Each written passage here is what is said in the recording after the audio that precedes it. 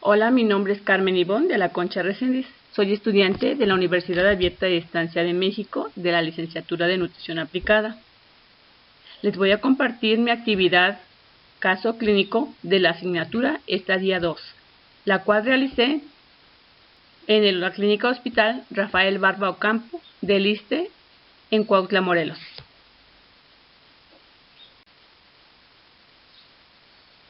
Existe una estrecha relación entre la nutrición y la salud, por lo que es importante consumir la dieta adecuada para que el organismo realice sus funciones vitales.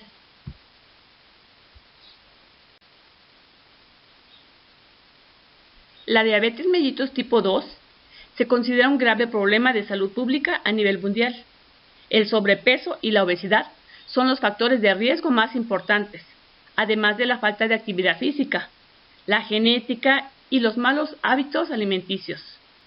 Causan alteraciones en el organismo, lo que ocasiona un desequilibrio y por consecuencia el desarrollo de enfermedades metabólicas. La presencia del síndrome metabólico se relaciona con un incremento significativo de riesgo de padecer la diabetes, enfermedad coronaria y enfermedad cerebrovascular, con disminución en la supervivencia y el incremento de riesgo de 1 a 5 veces en la mortalidad cardiovascular.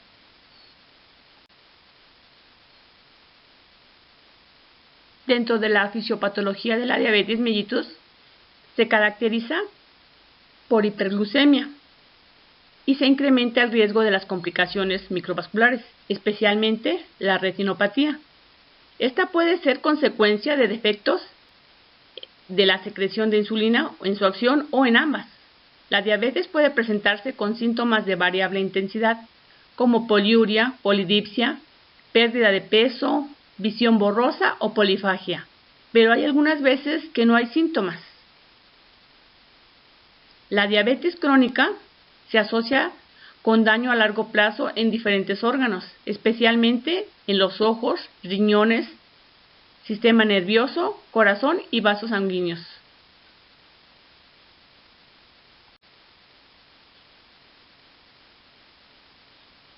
Los tres principales síntomas de la diabetes son los que conocemos.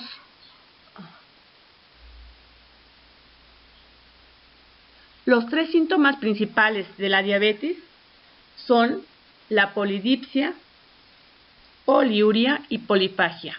La polidipsia es cuando el paciente tiene demasiada sed, poliuria cuando orina más de lo normal y polifagia cuando ingiere más alimentos de lo habitual de cualquier persona. Además, existen otros síntomas como la visión borrosa, fatiga, pérdida de peso, dolor de estómago, náuseas, vómito, entre otras.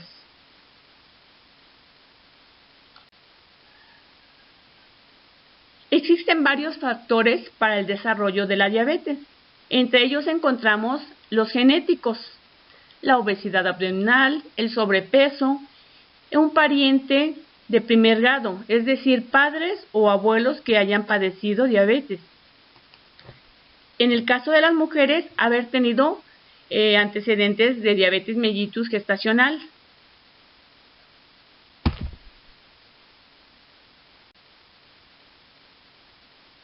Otro de los factores son los hormonales, que es la intolerancia a la glucosa, la presencia de daño orgánico asociado con diabetes, que son los microvasculares, ocasionan la retinopatía y neuropatía, y los macrovasculares, que ocasionan problemas coronarios y cerebrovasculares. La presencia también de enfermedades asociadas a ovario poliquístico, enfermedades psiquiátricas o el uso de fármacos como los glucocorticoides, los antipsicóticos, entre otros. Existe también un factor muy importante, aparte de los que les acabo de mencionar, como son los genéticos y los hormonales, los socioculturales, ya que muchas veces, aunque tengamos la predisposición genética, si llevamos una vida saludable, si llevamos una alimentación adecuada, podemos detener los síntomas. Por ejemplo, dentro de los factores socioculturales encontramos la obesidad en exceso. el tabaquismo, el uso de drogas, la ingesta inadecuada de alimentos ricos en grasas, azúcar y sal, la falta de actividad física, el consumo de alcohol.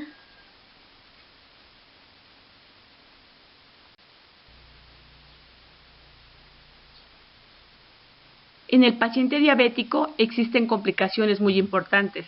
Las dos principales son, una, las complicaciones microvasculares, que son las principales causas de la ceguera, de insuficiencia renal terminal y algunas patologías neurológicas.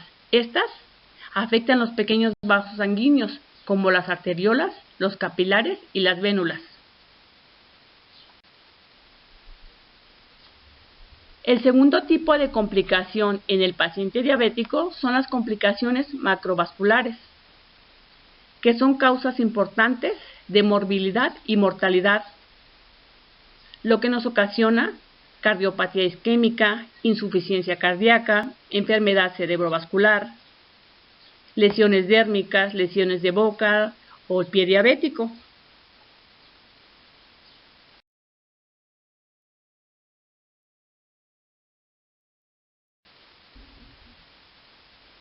La historia clínica de mi paciente es un masculino de 58 años, de ocupación campesino, quien cuenta con los antecedentes crónico-degenerativos de diabetes mellitus tipo 2 de 22 años de evolución, con tratamiento a base de insulina, 20 unidades cada 24 horas, y sitagliptina con metformina, una tableta cada 24 horas. En sus laboratorios encontramos algo muy importante, que su glucosa está demasiado elevada.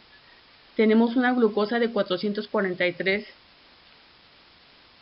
lo cual le ha ocasionado como consecuencia la disminución de agudeza visual desde hace 2 meses.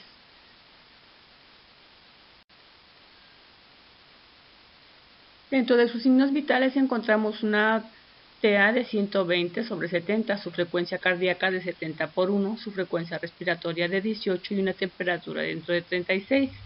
Su peso son 67 kilos, su estatura es de 1,63, su perímetro abdominal de 95 centímetros, lo cual nos da un índice de masa corporal de 24.9. En sus antecedentes heredofamiliares, desconoce si sus padres o sus abuelos hayan padecido diabetes. Solamente sabe que sus hermanos, 2 de ellos, cuentan con la misma patología de él.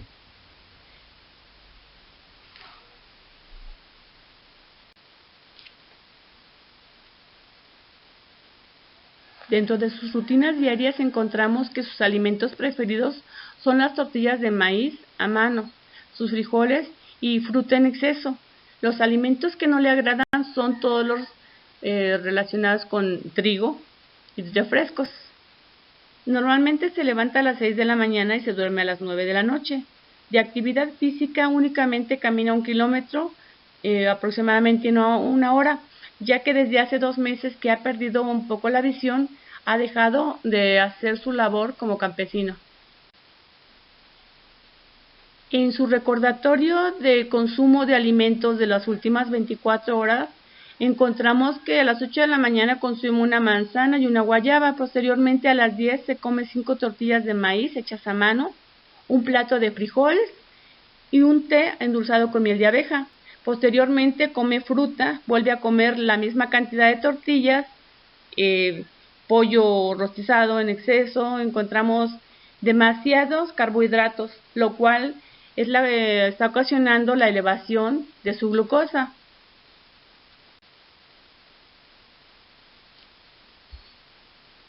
Realizando la contabilidad de las kilocalorías que consumió en las últimas 24 horas, nos encontramos con unos valores de 3.530 kilocalorías, lo cual es demasiado elevado los carbohidratos, que tiene 505 gramos. El paciente está con una ingesta alta en carbohidratos, nulo consumo de verduras, por lo que esto se ve reflejado en su alto índice glucémico. El diagnóstico nutricional es sobrepeso, evidenciado por índice de masa corporal de 24.9, e hiperglucemia, relacionado con alto consumo de carbohidratos, Sin embargo, el impaciente refiere tener mucha hambre todo el día. A pesar de las 15 tortillas que se come, ha perdido peso en los últimos 2 meses, por lo cual se le va a indicar un régimen alimenticio para diabético en quintos, bajo en carbohidratos. Se ha indicado al paciente una dieta modificada en tipo y cantidad de carbohidratos y alta en fibra. Se modifica el contenido de estos del requerimiento diario al mínimo de los carbohidratos complejos y le aumentamos la ingesta de fibra para saciar el apetito y disminuir la glucosa en la sangre. Este tipo de dieta se indica a pacientes con enfermedades metabólicas, entre ellas la diabetes tipo 2, que es la que padece mi paciente. Se ha recomendado 3 comidas principales y 2 o 3 colaciones. Además, infusiones o aguas frescas, pero sin azúcar, sin miel, como lo acostumbra él. Se le ha prescrito una dieta de 1500 calorías, con carbohidratos al 45%, proteínas al 25% y lípidos al 30%. Dentro de los alimentos que le hemos recomendado son las verduras, todo tipo de verduras, frutas. Las frutas vamos a recomendar las bajas en hidratos de carbono, el 10%. Los cereales integrales, las leguminosas vamos a hacerlas todo en base a las raciones que él requiera. Lo que no le recomendamos son las frutas altas en azúcares, como son el plátano, higos en conserva, arándanos. Tampoco vamos a recomendar lo que son las papas, todos los productos industrializados en polvo. En el grupo de alimentos de origen animal se le ha recomendado comer carnes magras, como son pollo, pescado, res, cerdo sin la piel.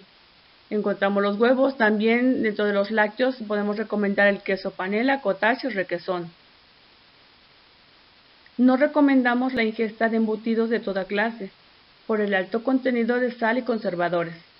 Asimismo, las vísceras y los quesos en exceso de grasas. Tampoco recomendamos el consumo de refrescos y productos industrializados.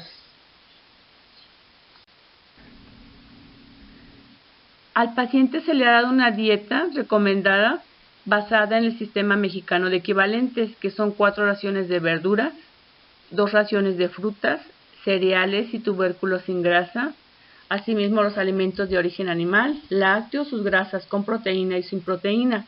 De igual manera se le ha explicado lo que es una ración en base a la mano y se le ha dado una plática para que se lleve una idea de cómo va a preparar sus alimentos o cómo los va a consumir.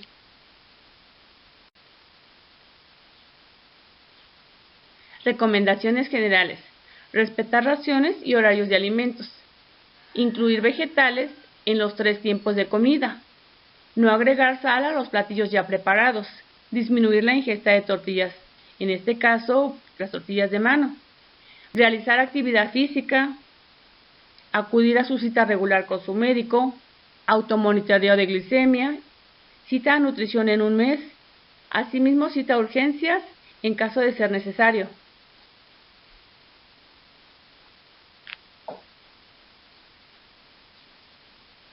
En conclusión, considero que los malos hábitos alimenticios y socioculturales, además de los factores genéticos y hormonales, han propiciado que la diabetes mellitus tipo 2 cada vez se expanda y afecte a una gran parte de la población de México y en el mundo en general, por lo que es importante, como nutriólogos, brindar el aporte nutricional necesario y adecuado para que nuestros pacientes se encuentren bien controlados, además de recomendarles que tomen sus medicamentos como se los indicó el médico y de esta manera tratar de prevenir las complicaciones de la enfermedad, ya sean agudas como la hiperosmoral diabética o las crónicas como son la insuficiencia renal, la ceguera, las amputaciones, además de recomendarles hacer actividad física todos los días para mejorar su salud física y mental.